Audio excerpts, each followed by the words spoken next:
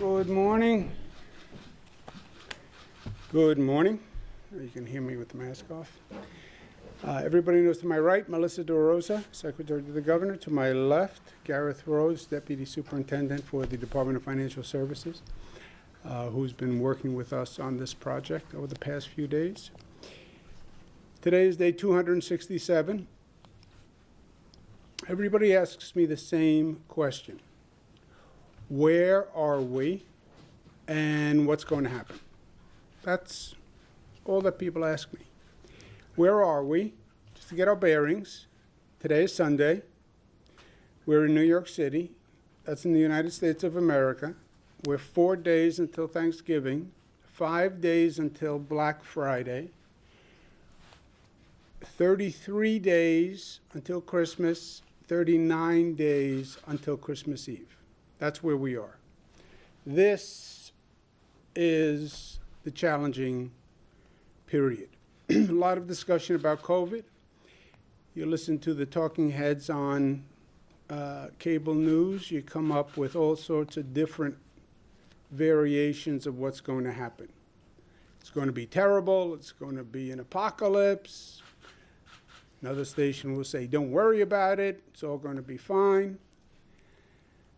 What is the problem we're trying to deal with, and what are the consequences? The problem is that this is a dangerous period because you have increased social activity by definition. That's what happens between now and New Year's Eve. There are more parties, people are shopping, students are coming home from college in states with higher infection rates. There are more family gatherings. 37 days between today and January 2nd of significantly increased social activity. That's what's going to happen, right? What do we expect? We expect people will eat more than usual and on average will put on 5 more pounds. Why is that relevant? It's not really relevant. Then why did I put it in there? Because it evidences the social behavior of the season. People put on average of 5 pounds. Why? Because they're eating a lot. Why? Because they're at family gatherings and sitting at the table and visiting, and that is the season. That's what happens. Well, what is going to happen to the COVID rate? I believe the COVID rate will increase, just as I believe most New Yorkers will put on weight. The only question is how much and how fast. And nobody knows, and there are scenarios. You have moderate trajectory, you have a low trajectory that goes up, or you have a terrible spike. Nobody can tell you because nobody knows, because it depends on how we act. How much weight are you going to put on? It depends on how much you eat. That's a silly analogy. No, it's not. It is a function of social behavior during this period. It's up to individuals and it's up to individual communities. Communities across this state behave very differently than other communities. This state as a whole operates much differently than other states across the country. So it's literally up to you and it's up to your community. That's what we mean by the microcluster strategy. It's up to you in your community. A microcluster is small. It's your neighborhood. It could be a couple of miles in geography. It is literally your community. The advantage is we get to say to people, beware of your own activity in your own community. We get to target more closely enforcement activities. If we put in economic restrictions, we don't have to restrict everyone. Just because Hollis, Queens has a high infection rate, it's my hometown, I can say it, doesn't mean all of Queens has to close down just because Hollis, Queens is out of control. And then the microcluster zone increases if the zone increases, right? 3 levels of action: yellow zone, orange zone, red zone, going up with the infection rate. You hit 2.5%. Outside of New York City, it's 3.4%. Why is it lower in New York City? There's more density. You go to a yellow zone.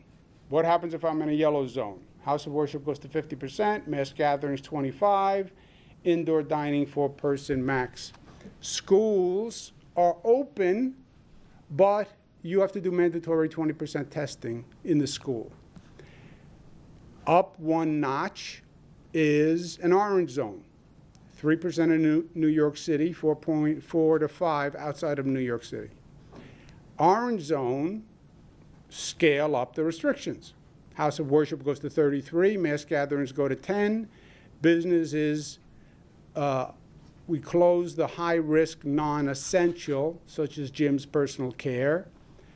Dining for people, outdoor only. Schools must go to remote, no in-person, with a test-out option. What does that mean? It means the school closes for a couple of days. You clean the school. The school can either go remote, or the school can test the students and reopen. Okay? You go to a red zone, that's our highest zone. Red zone, 4%. Houses of worship to 25, mass gatherings prohibited, business essential only, dining takeout only, schools remote, again with a test out option. So even in a red zone, the school isn't closed.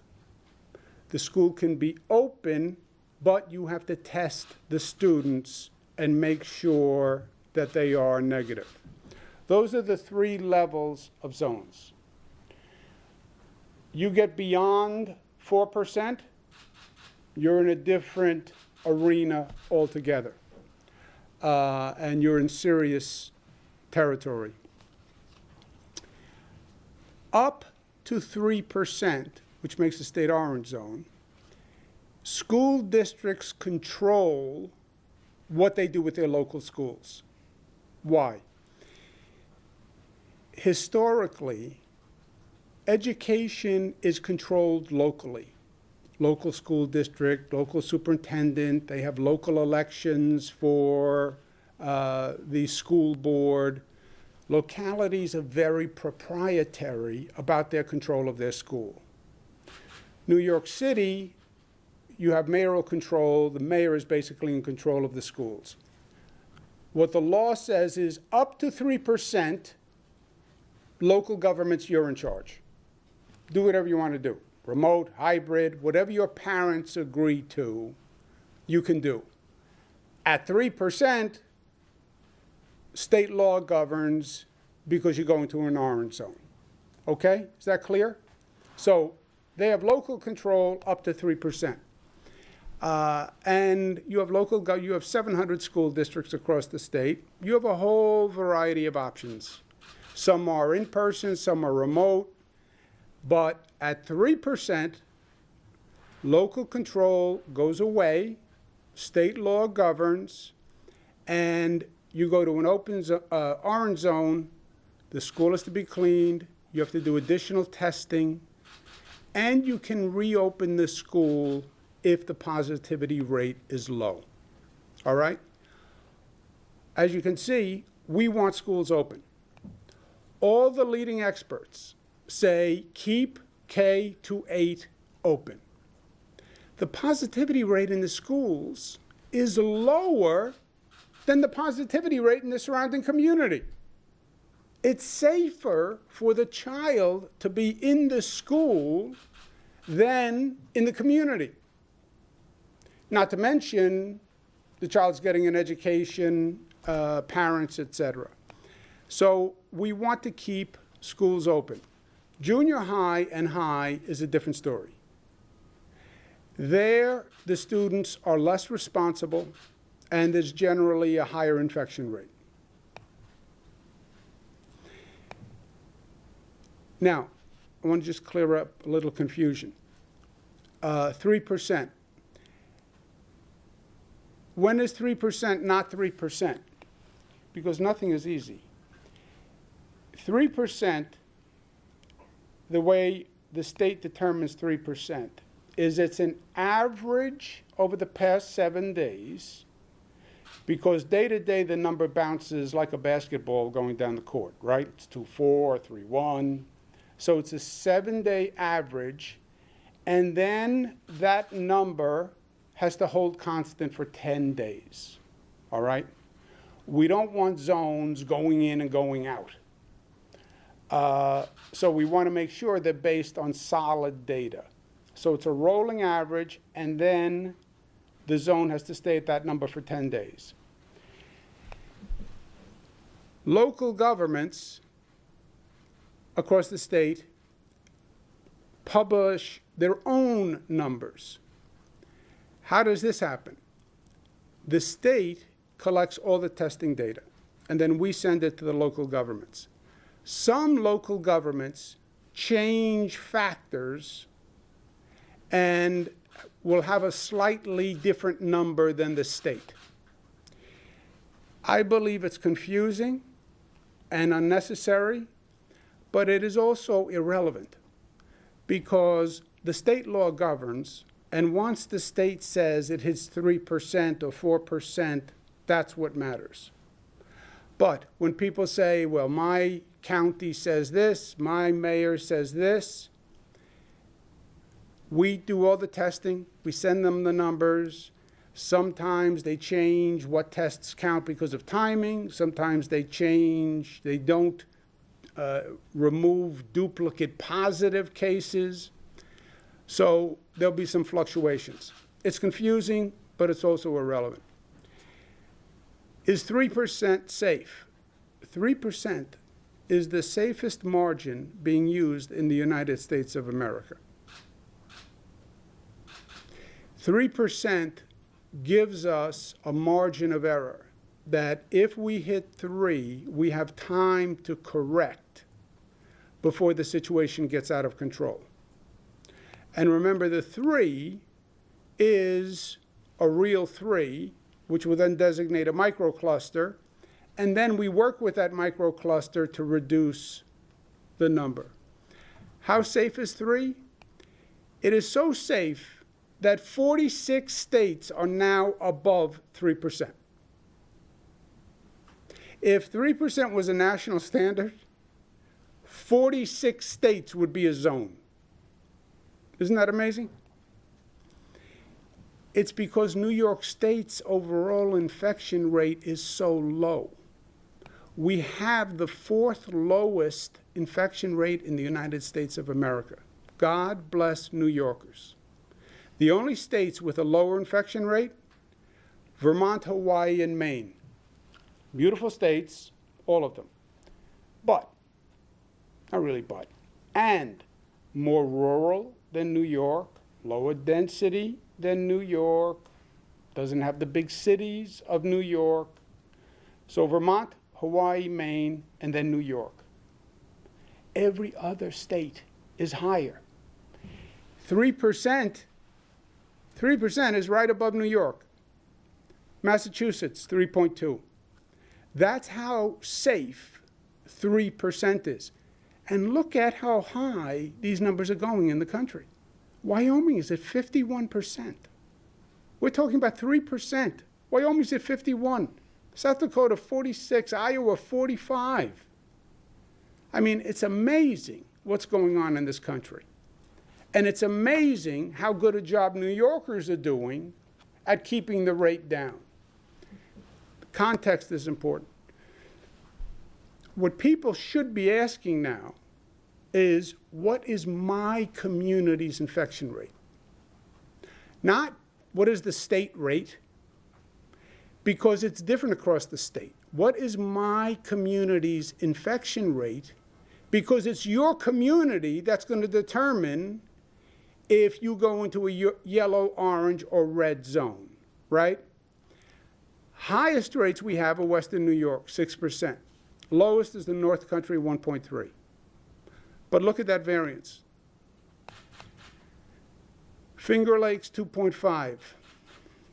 Mohawk Valley, 2.1. Central New York, 2.6. Southern Tier, 1.5. You see all across the state the variance.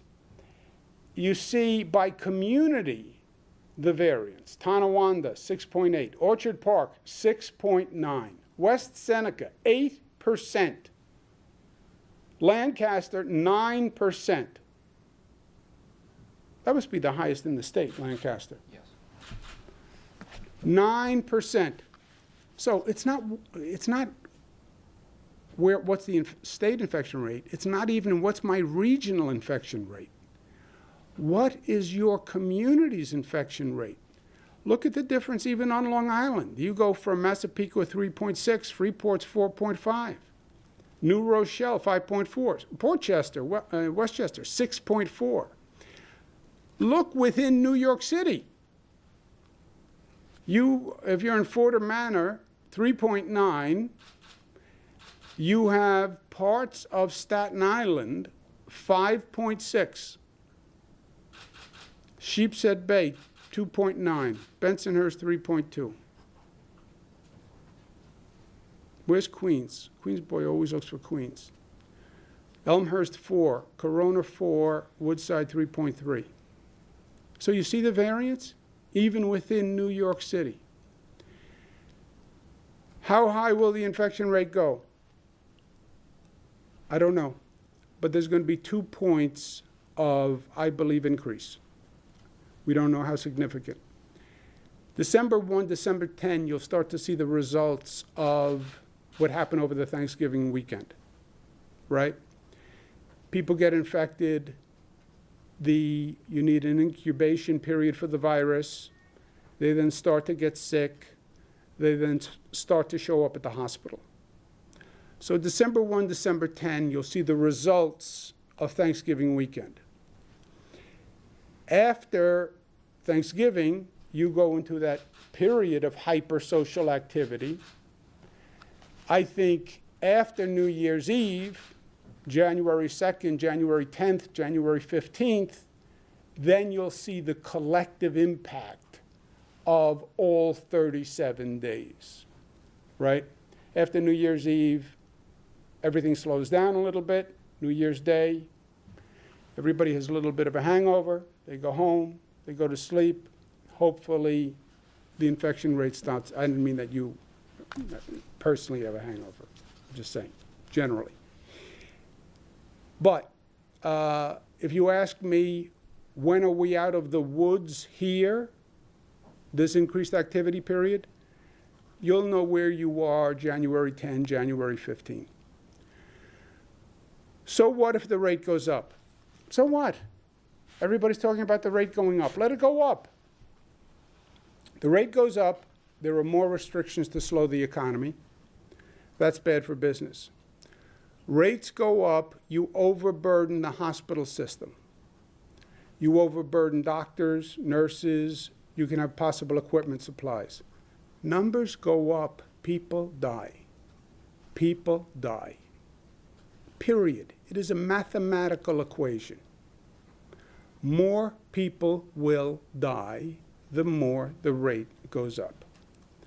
Unless you are extraordinarily casual about human life, it matters. It matters. Even if you say, I don't care what happens to the economy, close everything. I don't care about the hospitals. People will die. And that's a fact.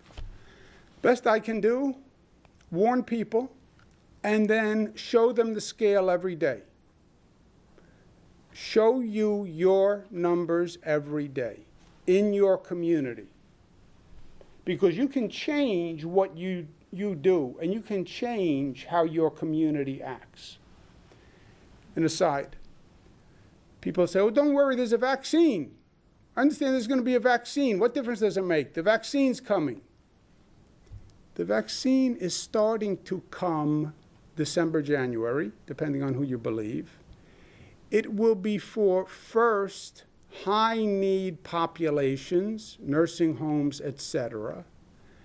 I will wager you dollars to donuts, it's 6 months at a minimum before you hit critical mass with the vaccine. You can't take 6 months of unrestricted increase. The numbers for today, the microcluster zones 4.3. Statewide with the microcluster zones, statewide without the microclusters 2.2. Statewide with the microclusters 2.7. 196,000 tests, 30 deaths, 2,562 hospitalizations, 500 ICU, 234 intubations. 30 people passed away. There are no thoughts and prayers. That's the only number on that chart that really means anything to me. We have several communities that are in the warning track. I hate sports analogies for those people who don't know them. Warning track is the track just before the fence when you're running to catch the ball and it's going to be a home run. Warning track turns into dirt so you don't run into the wall. I always ran into the wall anyway. Parts of Staten Island will go into an orange zone. Parts of Staten Island will go into a red zone at the current rate. Staten Island is a serious problem. Staten Island is also a problem in terms of overburdening hospitals. And we're running into a hospital capacity issue on Staten Island that we have to be dealing with over these next few days. Parts of the city of Syracuse will go into an orange zone at this rate. Parts of the city of Rochester will go into an orange zone. Upper Manhattan will go into a yellow zone. Parts of Nassau will go into a yellow zone. Parts of Suffolk will go into a yellow zone. How much weight will I put on over the holidays? How high will the infection rate go? Depends on what we do. You have a trajectory where it goes so high, the whole scale changes. You know, we're now down there as the fourth state at 3. You see those other states, 20, 30, 40. You could see our whole scale change by the time this is over.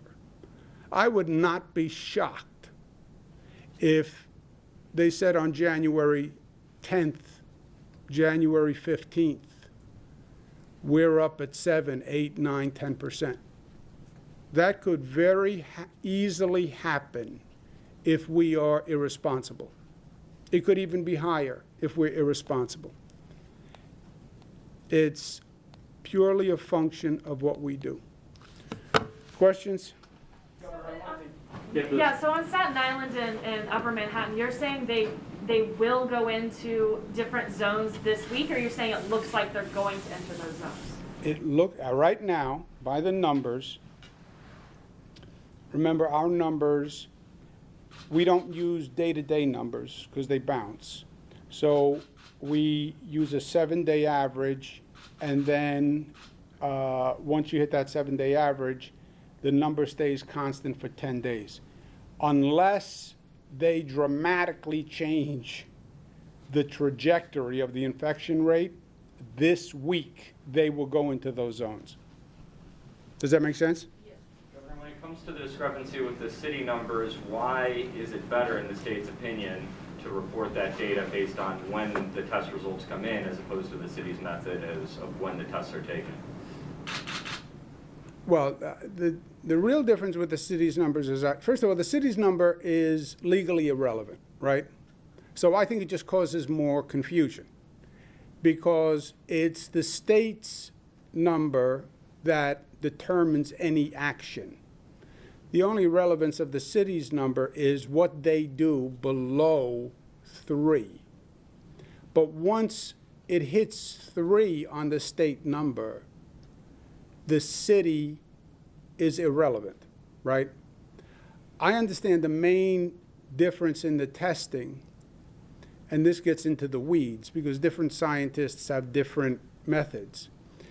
The city counts duplicate positives, meaning if you go and get a test today and you test positive, and then you go home for 2 or 3 days and you think I think I'm over this, and you go for a second test, they count that as 2 positives.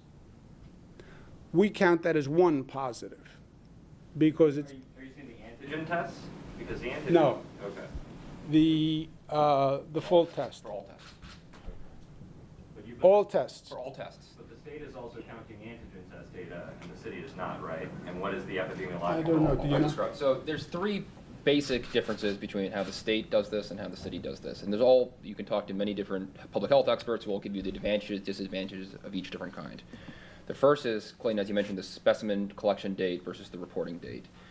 If you look at, when you do it on the 7-day average for both the city and the state, there's very little difference if you look at it on the averages, especially if you go back, let's say, a week, because those numbers balance out over time. So that really shouldn't result in much difference. The advantage to how the state does it is that if our number is 2.7% today, that number is 2.7% today, a month from now, 2 days from now, a week from now. We don't backfill any numbers. So there's advantages and disadvantages to both sides. Antigen testing, any test that is licensed by the FDA or the New York State Department of Health to detect the current infection, if it's an antigen test, PCR test, we would count that because if you tested positive on an antigen test, you would be required to quarantine. Now, many people who might test positive on an antigen test per Department of Health guidance, we put out extensive guidance about how to read these results, might seek a confirmatory PCR test. If you test positive on both, we would only count one of those. So this, if you look at if you solely look at antigen testing, is that making the numbers different? Not really, because the antigen testing numbers and the PCR testing numbers alone aren't that different. As the governor said, what we believe is the discrepancy here is really that we don't include that duplicate positive, and the city does in their numbers. Yeah, okay. I mean, along those lines, we're now seeing very long lines at CityMD and other private clinics. We know in the worst of this, we had a big backup with the national labs. Are you seeing that same kind of backup, and is that having any effect on the data right now? Go ahead. So in terms of the 2 different questions, one is the wait times at testing sites, and the second is the lag times at labs. The lag times that we are tracking have not increased at all, really, amongst the larger labs and the smaller labs. We have a network of hundreds of labs in the state that are operating on 1 to 2 day turnaround times. We still have 85 to 90% of our results coming back within 72 hours, which is very good. In terms of the wait times, we have multiple state-run sites in the city that are just collection sites that are running under capacity. I know reports of H&H sites that have plenty of capacity. I know there is a preference among many to go to the urgent care clinics where you can get your results immediately and that might be more convenient. We have sites that are coming back to us and saying we have excess capacity here to do more testing. And we've also been trying to get more rapid testing and more testing supplies to some of these urgent care clinics so they can meet some of that demand. Yeah, let me just follow up on how you count, what tests you count, what tests you don't count. If you don't count antigen tests, you leave out hundreds of thousands of tests, right? We do all the nursing home workers. We do hundreds of thousands of antigen tests per week. So you would significantly reduce the database. And the antigen test gets you the results faster, so you have a better idea of where you're going. But my basic point is, yeah, you can have scientists argue this all day long. Why confuse people since the New York City number is irrelevant? It's irrelevant. It doesn't determine if a school opens. It doesn't, unless up to 3. It doesn't determine whether a restaurant or a bar opens or a church opens or a synagogue opens. It is irrelevant. So why confuse people? And I said that with the other elected officials across the state. well, my Department of Health wants to count this. All right, but your number is irrelevant, so it's just confusing. But it does appear to be relevant in this case because the 3% threshold, according to the city's data, was the justification for closing schools last week. That's all up to them. Yes, but they could say 3, but by the way, it's now 4, or it's 5, or it's 6, or I decided not to do it, or I got new data, or I turned on the TV and every leading expert said it's better to keep the schools open, right? That's all in their control.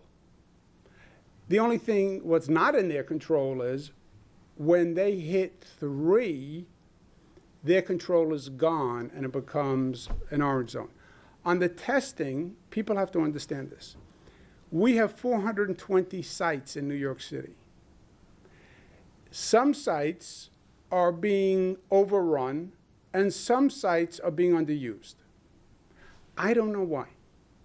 I don't know what makes some sites more popular than other sites, but I tell my people, we have 420 Dunkin' Donuts in New York City. Some Dunkin' Donuts have a line going out the door. Some Dunkin' Donuts, you can walk right up to the counter. Look at the availability of the 420. They will tell you how long the wait is. We need to better distribute the volume over all the testing sites. I don't know why do people prefer the urgent cares? Many of these urgent care clinics give you instant results within 15 minutes, half an hour. They do them on spots, point of care test, often antigen.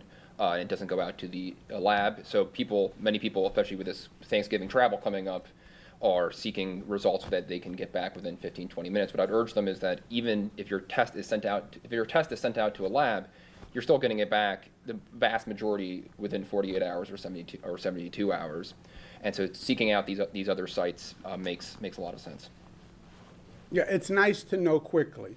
But then again, the antigen test in New York City wouldn't even count. Yes? On schools, if New York City hits 3% for 10 straight days by the state's numbers, theoretically that would mean schools would reopen under a yellow zone. Is that Yes. correct? So how do Can you reopen. reopen? How do you anticipate someone like Mike Mulgrew, UFT, seeing that, saying our numbers go up and schools reopen? That doesn't seem to mesh. That is the law. And Mr. Mulgrew knows the law. And the law is the law. And by the way, we just did this. Brooklyn was a red zone and Queens, right? 2 weeks ago. So we did this. It hit 3%. The schools closed.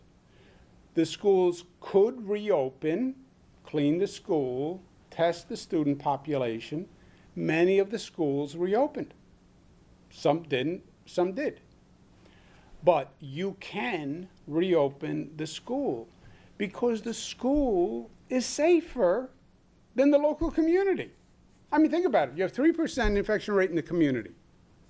The school is under 0.5%. Why would you want the child to go to stay at home, which means they're not going to stay at home. It means they're going to go outside, they're going to run around in a 3% community, right? Not being educated, have them go to the school where the positivity rate is 0.5. So if you could have, theoretically, you could have kept the schools open here. They're closed now through Thanksgiving and however many weeks longer than that. And the track right now would show that they would reopen once the numbers go up again. So why have parents go through this back and forth? Because the local government controls schools and always has.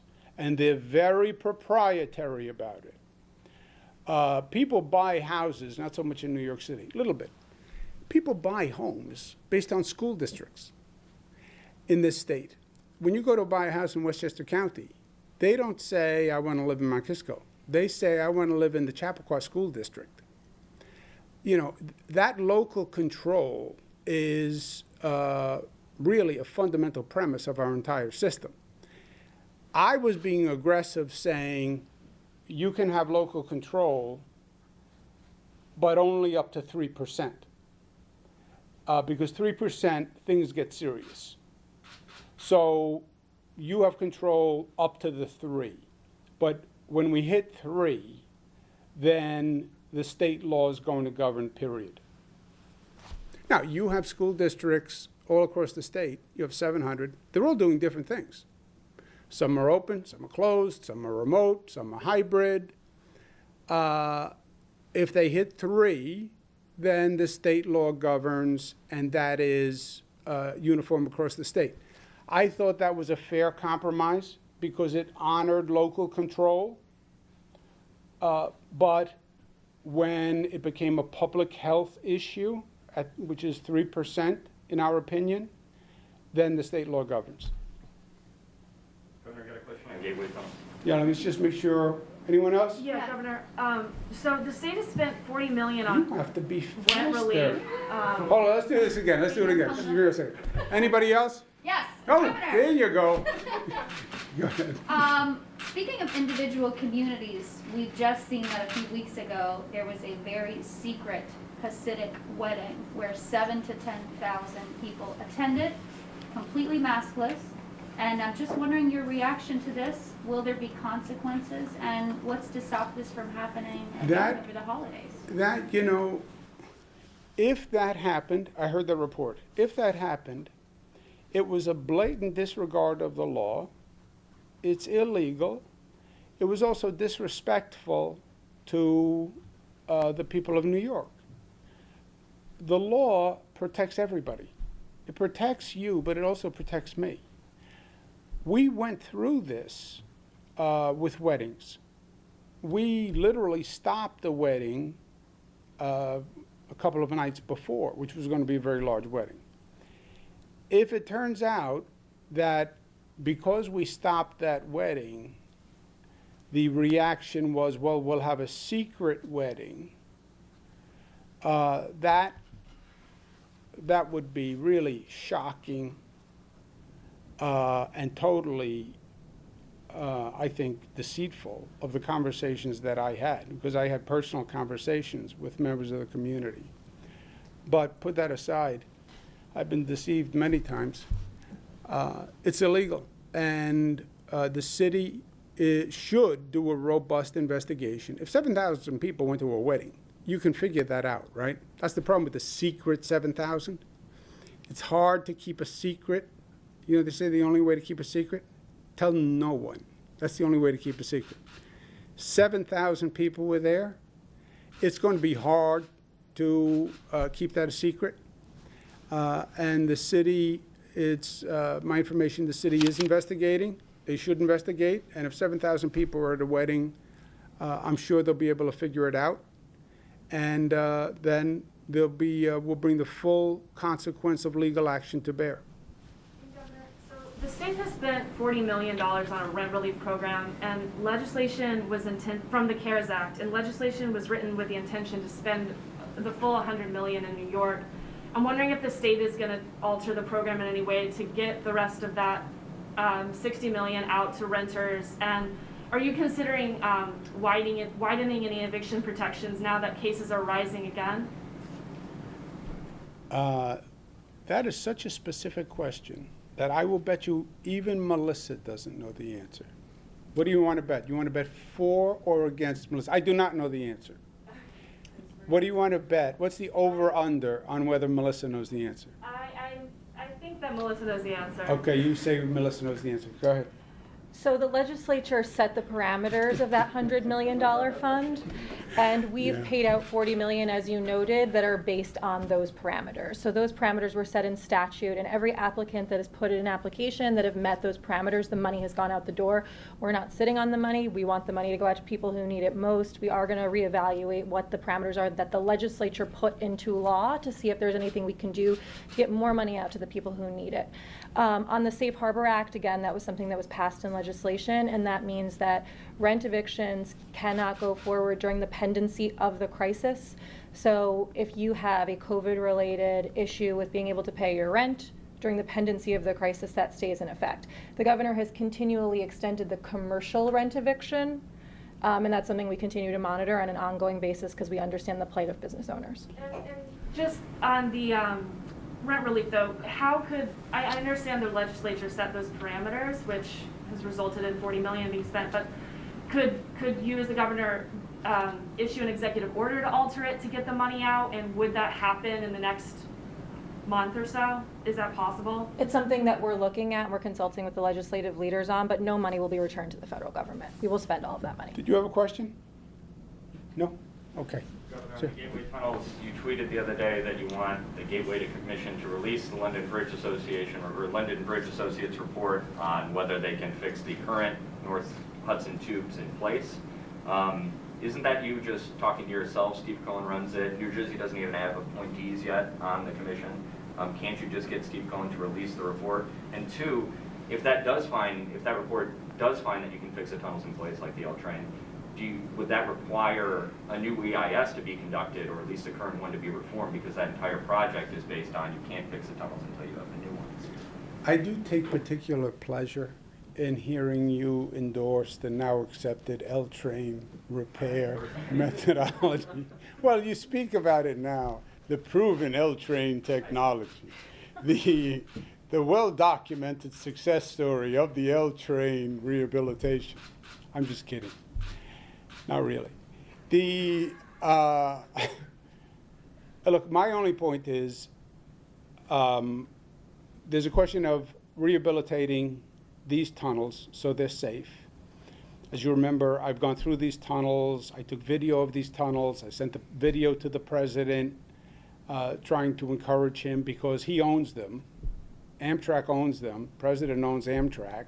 It's their tunnels. To repair the tunnels. These are the tunnels that go into the Hudson.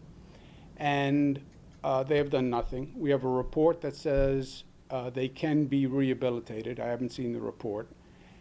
There's also a desire by Amtrak and many people to build new tunnels to have additional access to New York, which I think is a good idea. But one is not the enemy of the other. I don't control the Gateway Corporation. Steve Cohen is my appointee. But Amtrak and New Jersey are the other two partners.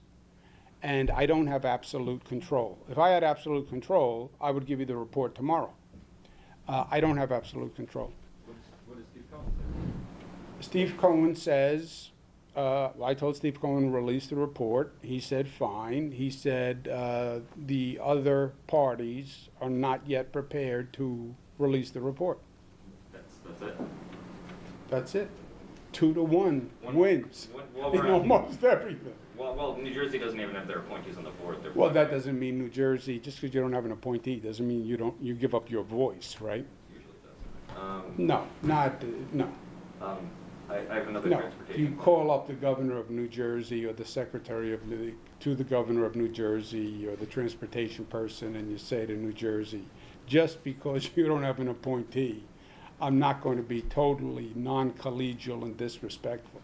I have another transportation question. The Port Authority released their doomsday budget for next year on Thursday. And they're cutting capital spending across the board, except work that's already underway, and the only other exception is a $2 billion air train. Given the crunch that the Port Authority is seeing, is it still prudent to move forward with this very expensive project? The completing LaGuardia is essential, in my opinion, for New York City. It'll be the single greatest economic boost that has been done in generations.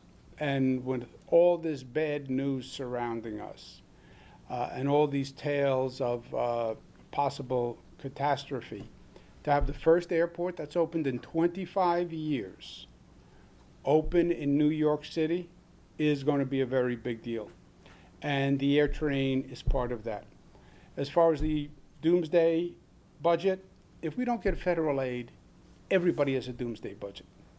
Port Authority, MTA, New York City, New York State, and by the way, every state in the United States. That's why it's madness for them not to provide state and local funding. Madness. Happy Sunday. You said you expected to reach many New Yorkers within 6 months. That was the timeline you gave. Could you talk a bit bit about like the coordination with the city on how that rollout is going to look? Yeah, the state is coordinating with all the local governments, but I said 6 months. I bet, my wager, my best estimate, 6 months at a minimum before you hit critical mass. Healthcare employees will get it, senior citizens will get it, people with immune compromise will get it, but critical mass to where it starts to have an impact on community spread, I'll bet you it's at least 6 months. Think of it this way. We did 12 million COVID tests to date over 8 months, moving heaven and earth. Every hospital, every clinic, everyone we knew. 12 million COVID tests over 8 months. Antigen test, very fast. We have to do 20 million vaccinations. It took you 8 months to do 12 million COVID tests. How long does it take you to do 20 million vaccinations? Thank you, guys. Thank you, guys. Happy Thanksgiving. You too. Happy Thanksgiving.